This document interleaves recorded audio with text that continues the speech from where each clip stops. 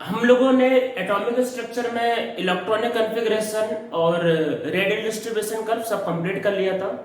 हम लोगों का एक टॉपिक बचा हुआ था, वो था एक्सेप्शनल इलेक्ट्रॉनिक कॉन्फ़िगरेशन। तो अभी हम लोग आज के लेक्चर में कुछ एक्सेप्शंस को पढ़ेंगे और साथ में हम लोग कुछ अच्छे न्यूमेरिकल को भी सॉल्व करेंगे।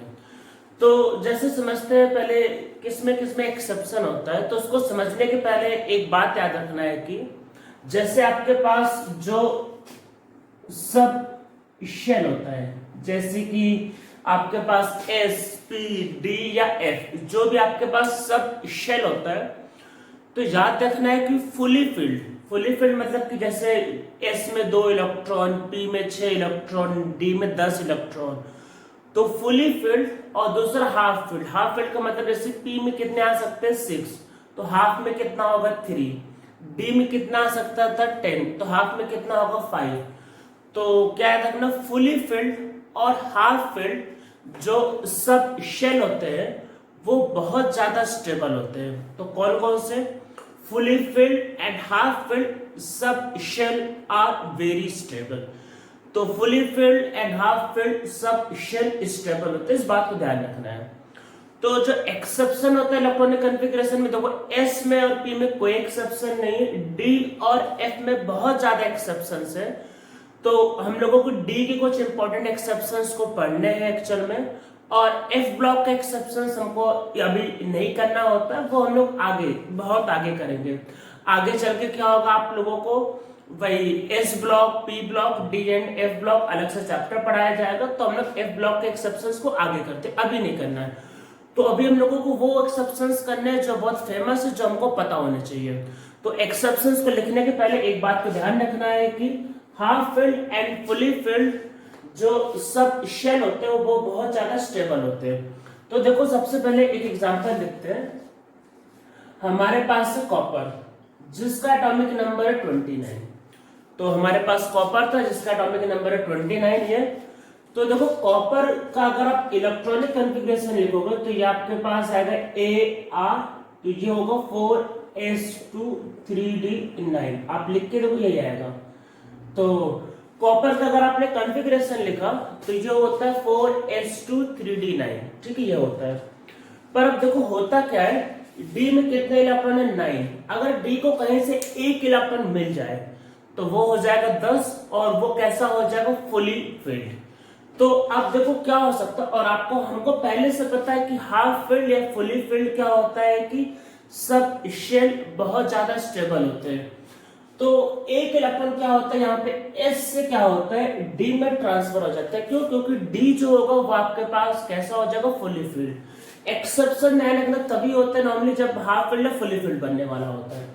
तो ऐसा करने से क्या होगा, ए आर ये हो गया 4s1 और 3d10, तो ये फुली फिल्ड हो गया।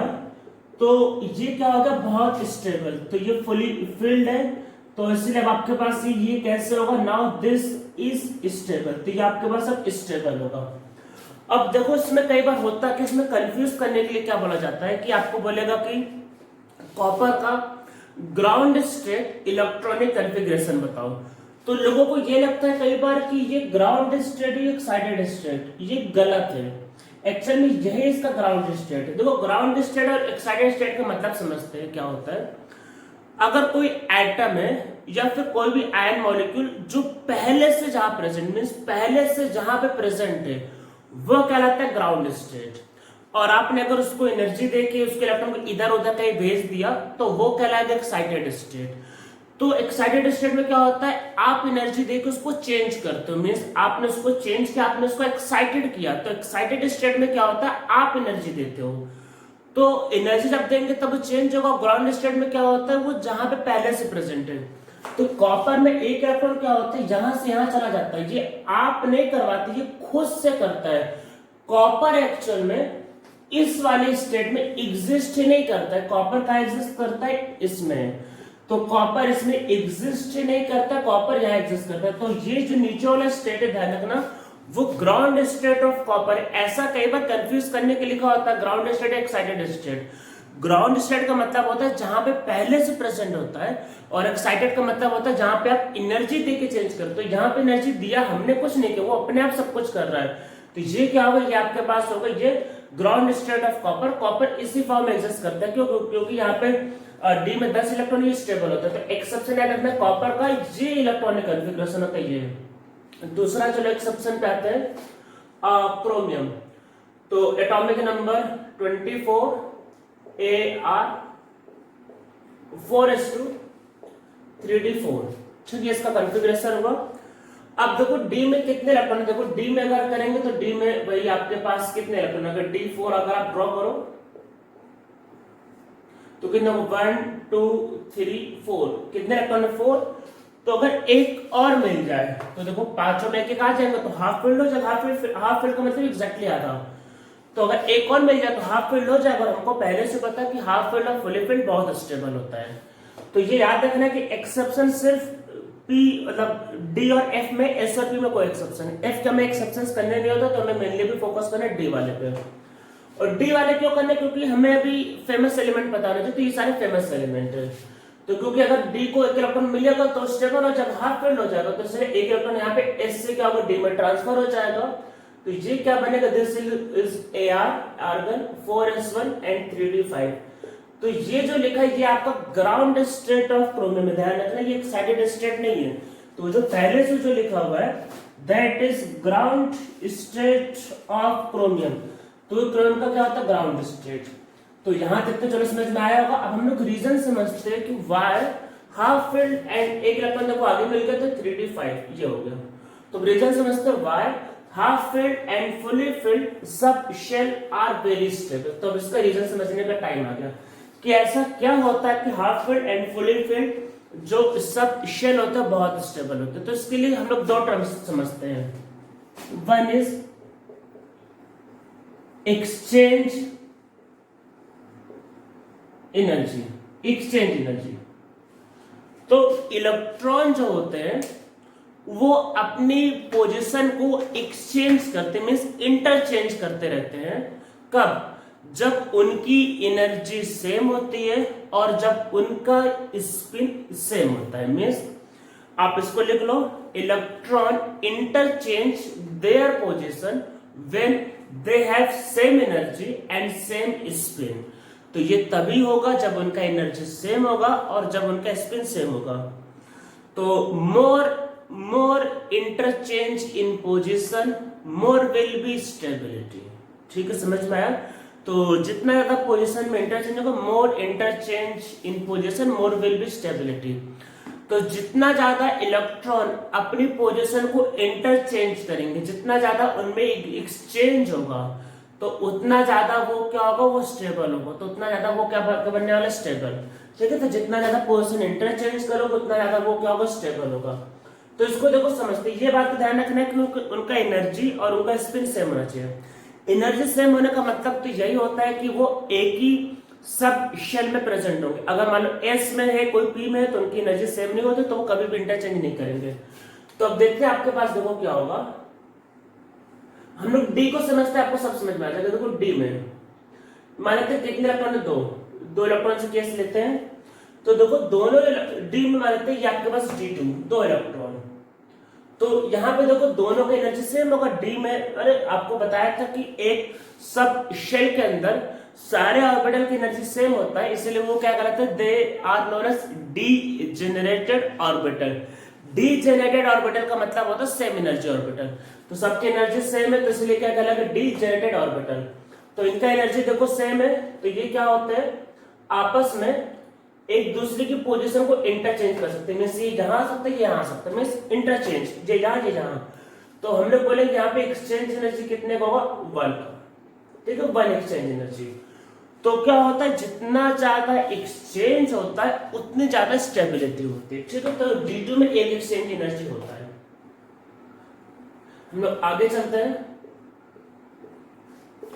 अगर आपके पास D3 होता है तो देखो यहाँ पे तो 1 2 और 3।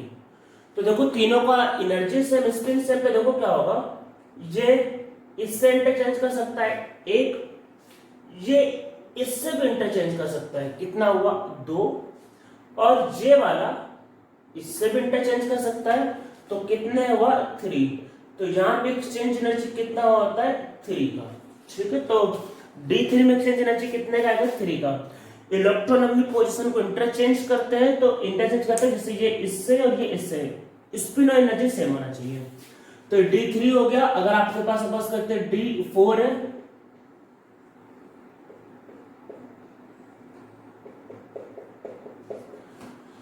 तो देखो क्या होगा, ये इससे इंटरचेंज कर सकता है 1, ये इससे कर सकता है 2, ये इससे कर सकता है 3, कितने वो 3, ये इससे कर सकता है 4, ये इससे कर सकता है 5 और ये इससे कर सकता है 6।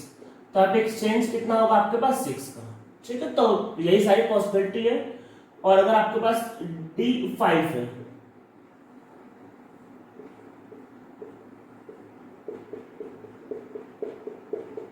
तो इसमें ऐसे एक्सचेंज निकालते रहो, आप निकाल के देखना इसमें आएगा टोटल कितने एक्सचेंज, 10।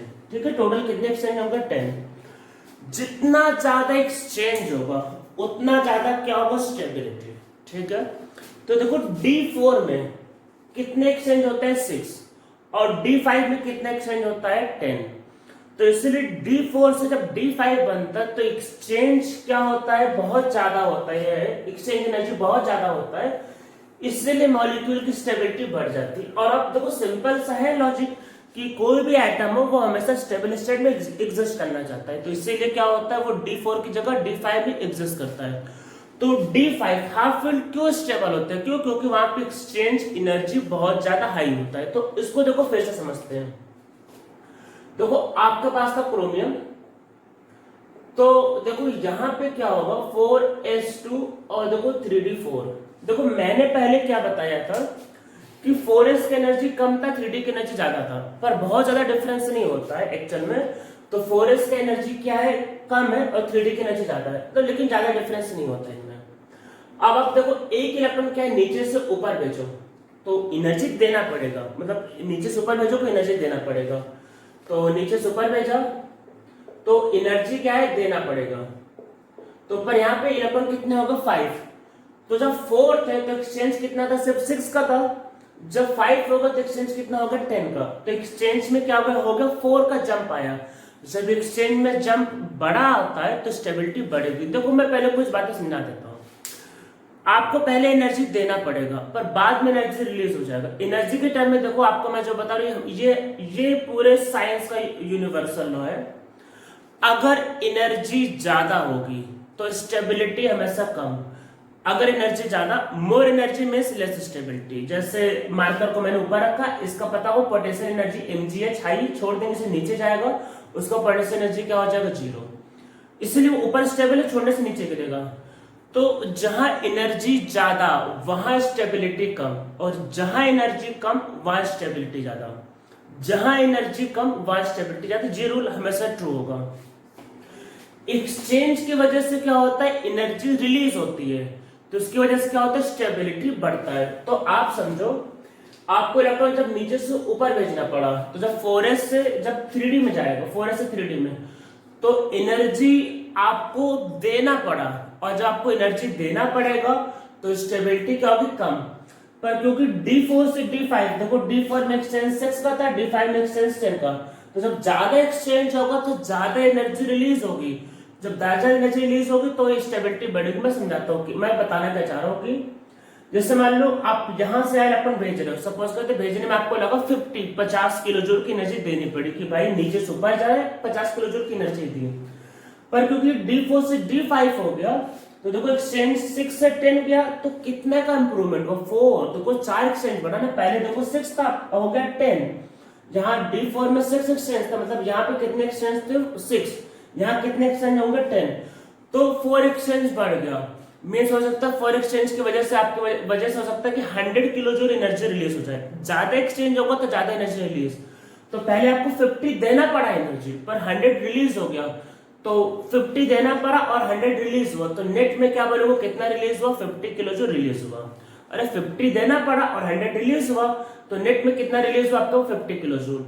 तो जब एनर्जी रिलीज कर देगा तो उसके पास एनर्जी कम होगी, जब एनर्जी कम होगी तो स्टेबिलिटी क्या होगी, ज्यादा। तो हाफ फील्ड और फुली फील्ड के केस में क्या होता है, हाफ फील्ड के केस में क्या होता है, very high increase in exchange energy. जैसे D4 से D5 में तो एक्सचेंज एनर्जी का इंक्रीज क्या होगा, बहुत हाई।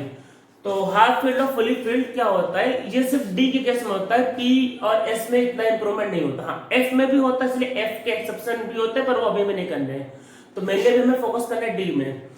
तो डी में क्या होता है, हाफ फील्ड या फुली फील्ड के केस में very high increase in exchange energy, so half filled and fully filled sub shell are preferred.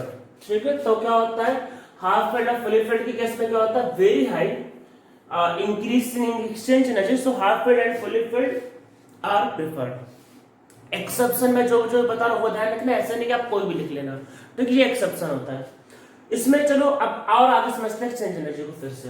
अगर आपके पास देखे मानते हैं D6 है, तो देखते हैं D6 में कितना एक्सचेंज एनर्जी होगा। देखो D6 में क्या होगा 1 2 3 4 5 और 6 ये। तो देखो एक्सचेंज करने के लिए मैंने कहा है कि एनर्जी भी सेम होना चाहिए, स्पिन भी सेम होना चाहिए। तो आप इसको हटाओ, पहले इसको हटाओ। तो वो हमने सीधा सीधा वाले को देखा, सीधा सीधा वाले को पता थे कितने एक्सचेंज होते हैं 10। ठीक है, ये उल्टा स्पिन, उल्टा इस स्पिन का कोई क्या कोई और दिख रहा है, मतलब उल्टे वाले स्पिन का क्या कोई और दिख रहा है। आपके एक्सचेंज होने के लिए एनर्जी भी सेम होना चाहिए और साथ में स्पिन भी सेम होना चाहिए। तो उल्टे स्पिन का तो कोई नहीं है, तो ये किसी से एक्सचेंज नहीं कर पाएगा, तो इसलिए इसका एक्सचेंज क्या होगा 10 ही रह जाएगा वो। अगर आपके पास सपोज करते D7 है,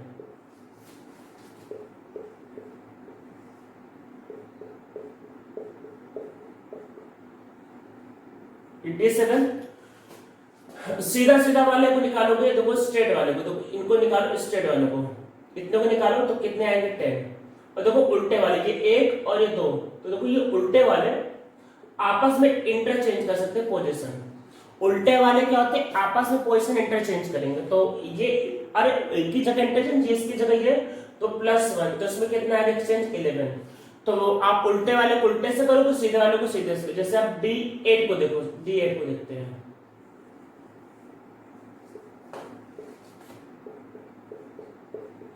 तो सीधे वाले को देखो तो एक्सचेंज कितना होगा 10, और उल्टे वाले देखो, उल्टे वाले 1 2 3, तो ये इससे और ये इससे, तो कितना होगा 3, तो कितना आएगा 13। तो ऐसे आप करते जाओ तो इसमें एक्सचेंज निकलता जाएगा। ठीक है, तो D8 में 13 होगा, अब D9 में करके देखना वो 16 आएगा, और D10 में करके देखना 20 आएगा, तो वो एक्सचेंज हो गया। ठीक है, जितना ज्यादा एक्सचेंज उतना ज्यादा स्टेबिलिटी। अब इसमें एक टर्म और होता है pairing energy.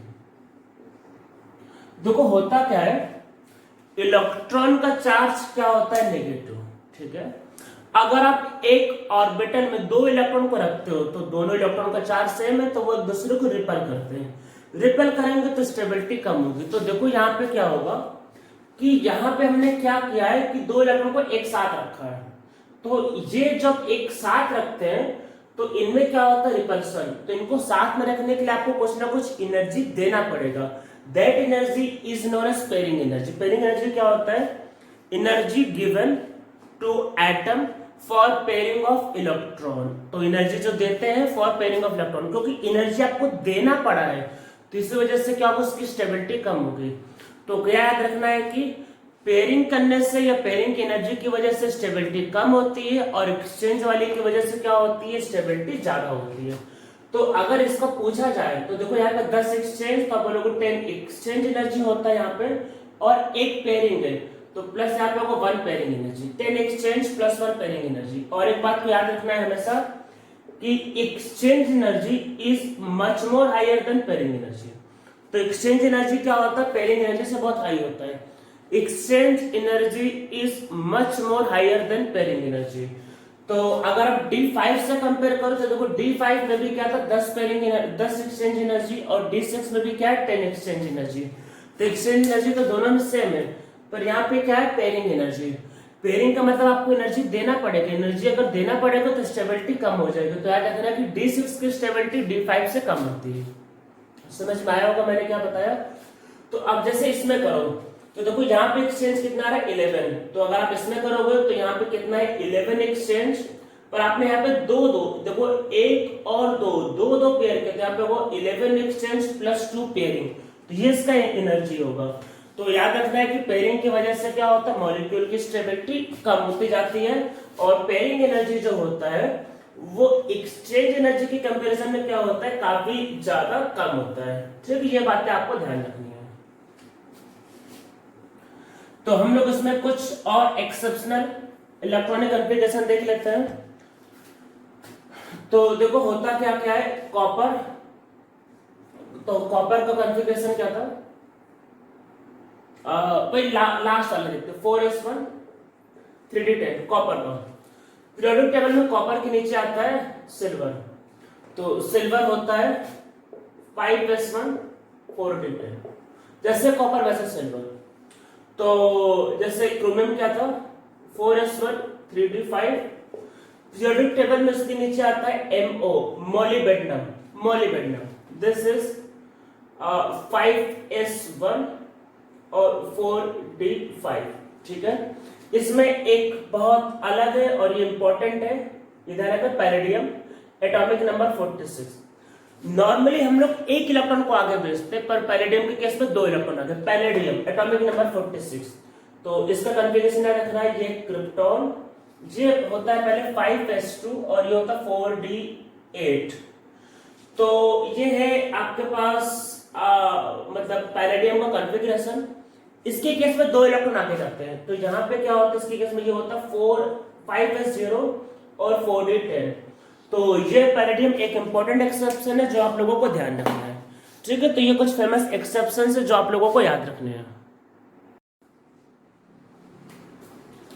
Kinetic energy of electron in second orbit of hydrogen पूछा कि क्या होगा, और गिवन क्या है, a naught is Bohr radius. Bohr radius का मतलब होता है कि 0.53 एंगस्ट्रॉम, जो हाइड्रोजन के फर्स्ट ऑर्बिट का रेडियस होता है। ये 4 ऑप्शन गिवन है।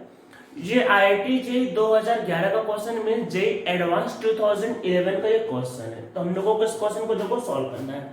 तो इसमें देखो ऑप्शन दे रखे हैं, तो मैं ऑप्शंस को इरेज कर देता हूं, हम लोग इसको सॉल्व करते हैं। मतलब कि आपको क्वेश्चन क्या है कि h स्क्वायर पाई और m मतलब a स्क्वायर के टर्म में निकालना है। तो ये क्वेश्चन है। अब देखो आपके पास, हम लोग इसको देखो सॉल्व कैसे करेंगे। देखो सबसे पहली बात तो रेडियस का जो फॉर्मूला होता है वो होता है 0.53 n square by Z. Hydrogen के लिए करना है तो जेड की वैल्यू 1 होगी। ठीक है, ये पहले वाला रेडियस का फॉर्मूला ए नॉट, और हमको पता है कि रेडियस n स्क्वायर पे डिपेंड करता है। तो अगर पहले वाले का रेडियस अगर ए नॉट है तो हमें सेकेंड ऑर्बिट का चाहिए, तो फिर जो सेकेंड ऑर्बिट का फिर आपके पास जो रेडियस होगा, सेकेंड ऑर्बिट का जो रेडियस होगा, तो वो जो आर होगा वो आपके पास होगा 4a0। तो सेकेंड ऑर्बिट का रेडियस आपके पास होगा 4a0। क्यों? क्योंकि देखो पहले वाले के लिए n का वैल्यू 1, तो 1 का स्क्वायर 1 होगा। सेकेंड वाले के लिए क्या होगा, n का वैल्यू 2, तो 2 का स्क्वायर 4, तो इसलिए रेडियस होगा 4a0।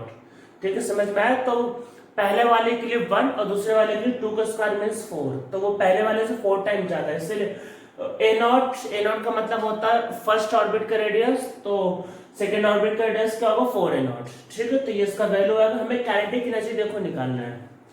अब इसको सॉल्व करने के पहले देखो काइनेटिक एनर्जी एक्चुअल में होता क्या है, ये आपके पास होता है हाफ mv², तो इसको इधर मल्टीप्लाई कर लेते तो 2m काइनेटिक एनर्जी क्या होता है, ये आपके पास होता है mv²। दोनों साइड मास से मल्टीप्लाई करेंगे तो this is m² and v²।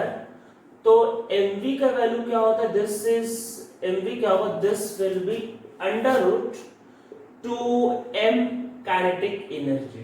ठीक है, इसका फॉर्मूला mv का फॉर्मूला। तो हम लोगों को पहले से पता है कि देखो डी ब्रॉगली, हम लोग यहां लिखते हैं, देखो डी ब्रॉगली क्या होता है, डी ब्रॉगली में लेमडा का फॉर्मूला क्या होता है, लेमडा होता है h/mv। हमको पहले से पता है कि डी ब्रॉगली वेवलेंथ होता है h/mv। ये mv की वैल्यू इसको यहां पे पुट करते हैं, तो लेमडा की वैल्यू क्या होगी h/√2m काइनेटिक एनर्जी। तो लेमडा की वैल्यू क्या होगी h/2m काइनेटिक एनर्जी। तो ये आपके पास लेमडा की वैल्यू आ गई, मैं इसको इरेज कर देता हूं। अब देखो इसमें पूछा क्या है, पूछा है कि kinetic energy of electron in second orbit of hydrogen.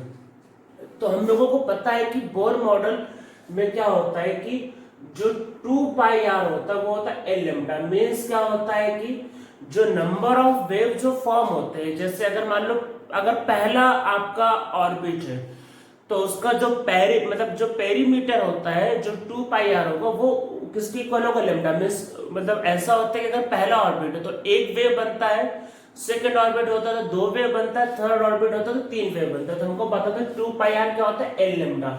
हमें किसके लिए सॉल्व करना है, सेकंड ऑर्बिट। तो अब सॉल्व करते हैं फॉर सेकंड ऑर्बिट, इसके लिए सॉल्व करते हैं। तो सेकंड ऑर्बिट में n का वैल्यू कितना होगा, 2। देखो 2 पाई r का वैल्यू ये 4a0, हमको पता है कि r का वैल्यू होगा 4a0 और n का वैल्यू 2 और इनटू लेमडा। तो देखो 2 से 2 ये आपके पास कट जाएगा, so this will B 4 pi a0 और लेमडा का वैल्यू हमने यहां से निकाल लिया। लेमडा आपके पास क्या है, लेमडा आपके पास है h upon under root time 2m kinetic energy. हम लोग इसको क्या करेंगे, दोनों साइड स्क्वायर कर देते हैं। सो this will B 16 pi square a0 square and h square और 2m kinetic energy. This will be the formula. और काइनेटिक एनर्जी को ऊपर ले आते हैं, so kinetic energy will be, और ये नीचे जाएगा, सो h square this will B 32 pi square a0 square and m। तो ये हमारा आपका क्या होगा, आंसर आएगा। तो समझ में सबको आ गया होगा।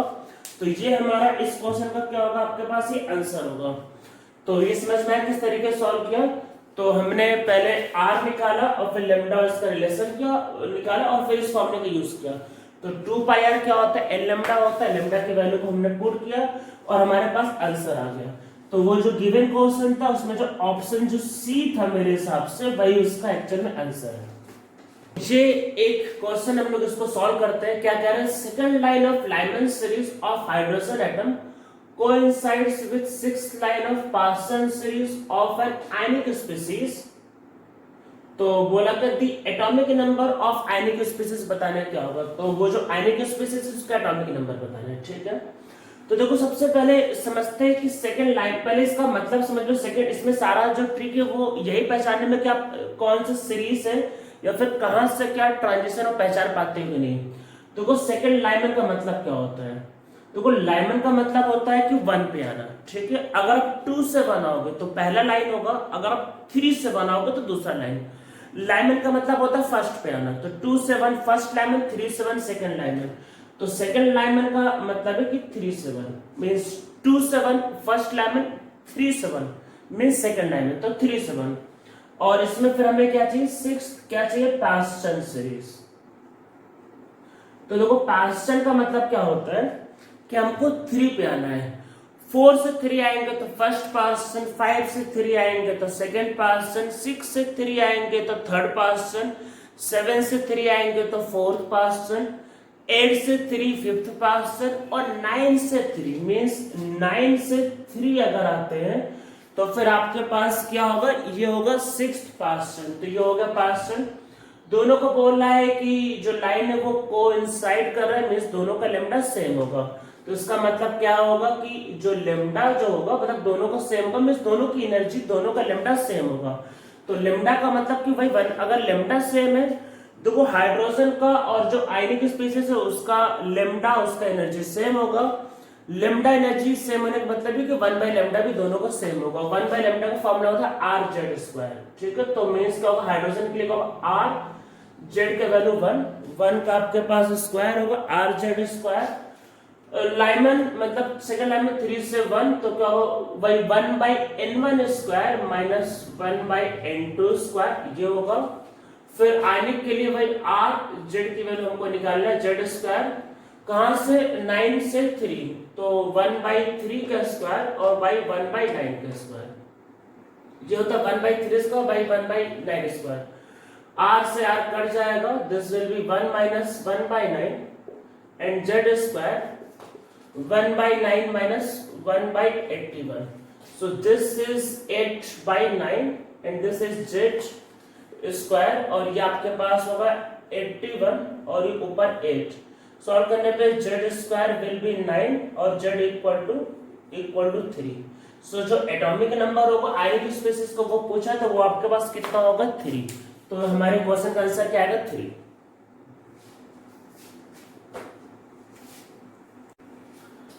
तो हम लोग एक क्वेश्चन और सॉल्व करते हैं, बहुत अच्छा क्वेश्चन है। क्या बोल रहा है कि an electron from certain higher orbit X upon de-excitation, de-excitation मतलब कि ऊपर से नीचे आ रहा है, टू फर्स्ट एक्साइटेड स्टेट। तो कहां पे आए?